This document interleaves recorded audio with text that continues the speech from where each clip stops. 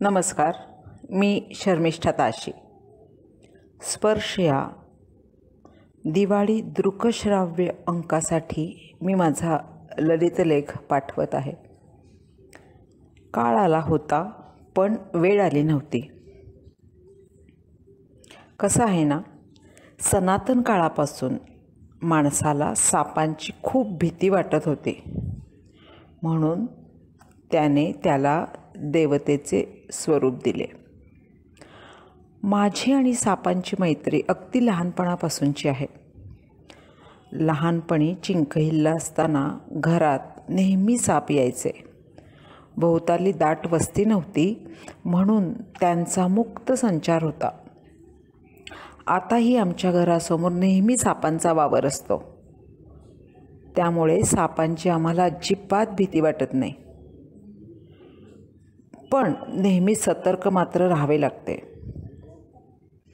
या बाबतीत माझ्या बहिणीचा एक अनुभव मात्र अक्षरशः थरारक आहे.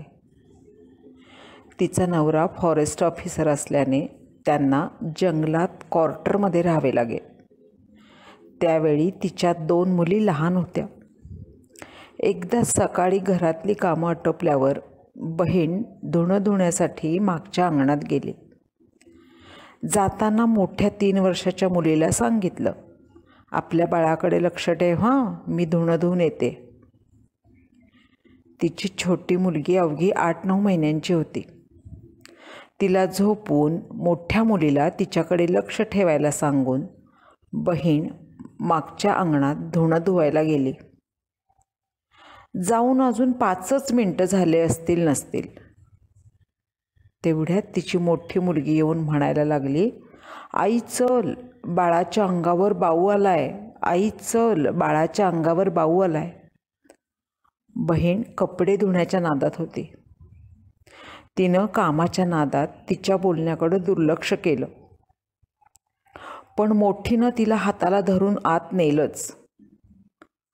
आत जाऊन पाहिलं तर छोटी पालथी झोपली होती आणि तिच्या पाठीवर भला मोठा नाग फणा काढून अवतीभोवती पाहत होता.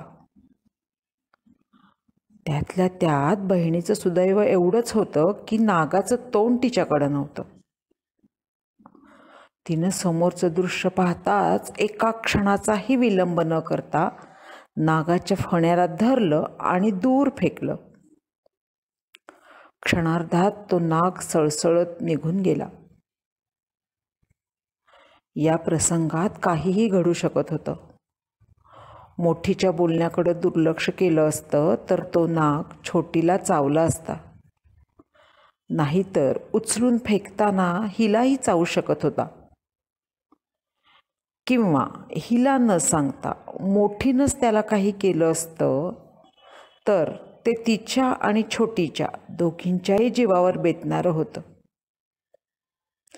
या सर्व घटनाक्रमामुळे बहिणीच्या जीवाचं पाणी पाणी झालं. दोघींना पोटाशी धरून ती खूप वेळ सुन्न बसून राहिली. हा घडलेला प्रसंग खराच होता की नाही असं तिला राहून राहून वाटायला लागलं. खरंच काळ आला होता पण वेळ आली नव्हती. एक आई आपल्या बाळासाठी जीवाची बाजी लावू शकते हे मात्र नक्की, आणि देवही आहेच की. तुकाराम महाराजांनी म्हटलंच आहे, जेथे जातो तेथे तू माझा सांगाती. आणि आपलं पूर्वसंचितही आपल्याबरोबर असतंच की, जाणता अजाणता. धन्यवाद.